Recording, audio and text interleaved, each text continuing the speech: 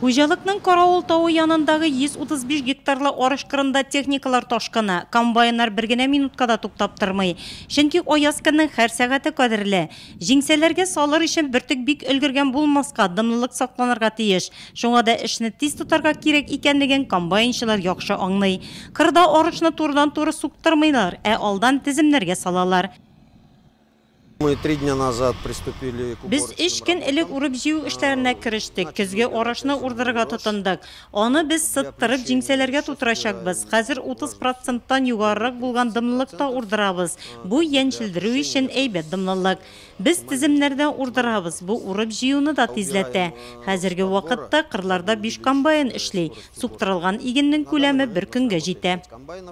Менә ул быелгы уңышның беренче бертекләре бүген иртән яңгыр аз гына яуып китүенә карамастан җирнең кипшенгәнен генә көткәннәр. Бөтен комбайннар, техникалар кырда, туфракта дымлылык 32%. Аяз көннең һәрбер сәгатен файдаланып калырга тырышалар. Хуҗалыкта көзгә культураларны 2200 гектардан җыеп аласы бар. Үз вакытында үткәрелгән тиешле агрочара нәтиҗәсен биргән. Уңыш гектарыннан 48 центнер чыга. Баш агроном белдергәнчә, көзгә бодай һәм арпадан тагын да зур уңыш көтелә. Хуҗалыкта икенче ел инде арышны янчелдереп җиңсәләргә тутыралар. В прошлом году мы положили... Үткән ел янчелдерелгән бөртекне 700 тонна салган идек. Быел исә 1000 тоннадан артык әзерләп куярга планлаштырабыз. Комбайнчылар иртәнге сәгать 5-тә кырда, кичке 12-гә хәтле.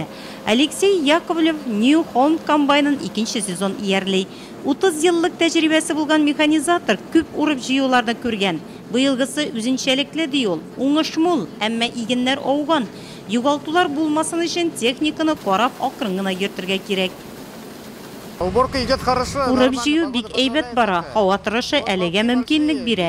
Әмма тиземнәр бик куе, шуңа да бик акрын йөрибез. Югалтулар булмасын дип тырышабыз. Хуҗалыкта эшче кулларга кытлык юк. Комбайнчылар, бөртек ташып торучы машина йөртүчеләр барысы да шушы җирлекнеке. Урып җыюны үз вакытында башкарып чыгар өчен тоткарлыклар юк ди хуҗалык агрономы. Ягулык майлау материаллары җитәрлек. Техника ватыла калса, шунда ук төзәтү бригадасы эшли. Янгын сүндерү машинасы кырда тора. Механизаторларны эш урыннарына китереп ашаталар. Эшләргә шартлар тудырылган. Җитәкчелек өчен иң мөһиме урыннарда хезмәт куркынычсызлыгы. Механизаторлар барысы да махсус киемнәр, янгын сүндерү әйберләре, аптечка белән тәэмин ителгән. Урыннарда инструктажлар үткәрелде. Техника куркынычсызлыгына бездә игътибар зур. Бөртек суктырып алынган кырда салам төргәкләнеп барыла. Хуҗалыкта аны 200 тонна төргәкләп куйганнар инде. Районның бары тик әлеге хуҗалыгында гына ул җип белән түгел, җәтмә белән уратып алына. Германиядә җитештерелгән Крone агрегаты таккан МТЗ тракторын Владимир Миронов иярлый. Бер сәгатькә 50 төргәк төрелә. Пресс-подборщик тиз тула, чөнки салам массасы күләмле.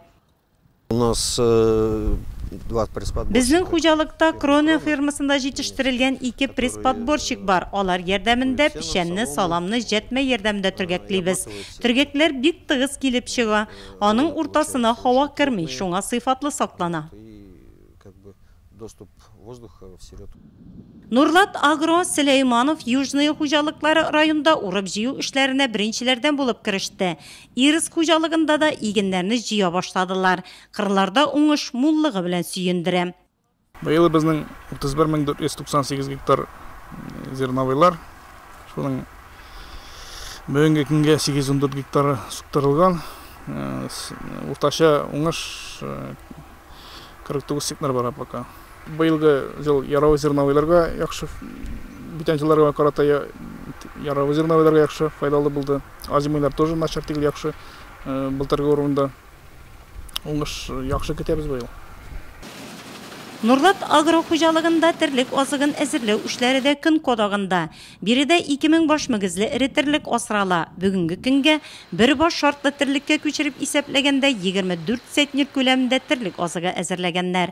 Бер үк вакытта хуҗалыкта көзге уңыш өчен җирне әзерләү эшләре дә алып барыла. Куелган бурыч августның ахырына урып җыю эшләрен төгәлләү.